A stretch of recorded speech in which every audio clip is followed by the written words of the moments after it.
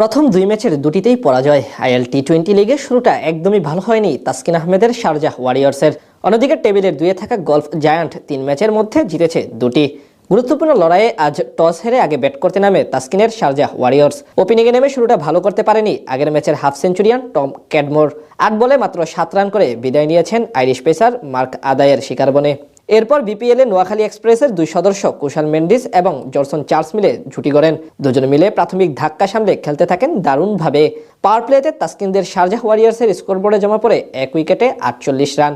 অষ্টম ওভারে গলফ জায়ান্টের হয়ে ব্রেক থ্রো এনে দেন আফজাল খান।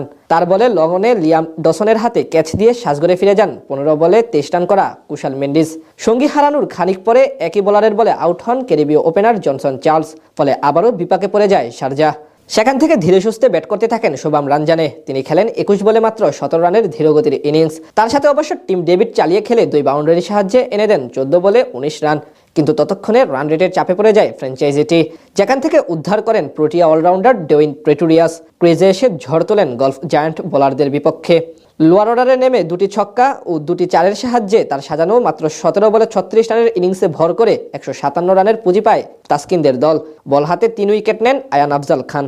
জবাব দিতে নেমে দারুণ শুরু করে গলফ জায়ান্টের দুই ওপেনার রহমানুল্লাহ গুরবাজ এবং অধিনায়ক জেমস বিনস।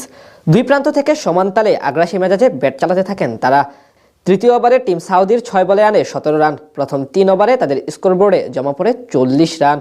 ধীরে ধীরে আরও বেশি বিধ্বংসী রূপ ধারণ করেন গুরবাজ। পাওয়ার প্লেতে গলফ জায়ান্ট তোলে বিনা উইকেটে ৭৩ রান, যেখানে গুরবাজ একাই আনেন মাত্র ১৪ বলে ৩০ রান।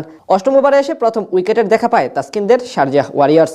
সেখানে সিকান্দার রাজার ফুল লেন্থের অফ স্টাম্পের বাইরের ডেলিভারি অ্যাক্রস বেটে খেলতে গিয়ে ওয়াসিম আকরামের হাতে ক্যাচ দেন ২৮ বলে ৩৫ রান করা অধিনায়ক জেমস বিনস।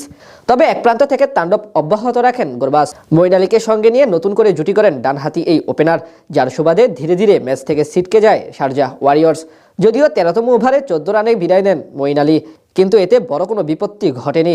অর্থাৎ সহজে লক্ষ্য টপকে যায় গলফ জায়ান্ট।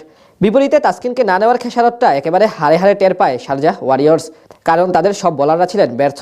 এখন হয়তো পরের ম্যাচে ব্যাক করাতে পারে টাইগার স্পিড স্টারকে, কারণ অলরেডি তারা ৩ ম্যাচের সবকয়টি হেরে গেছে।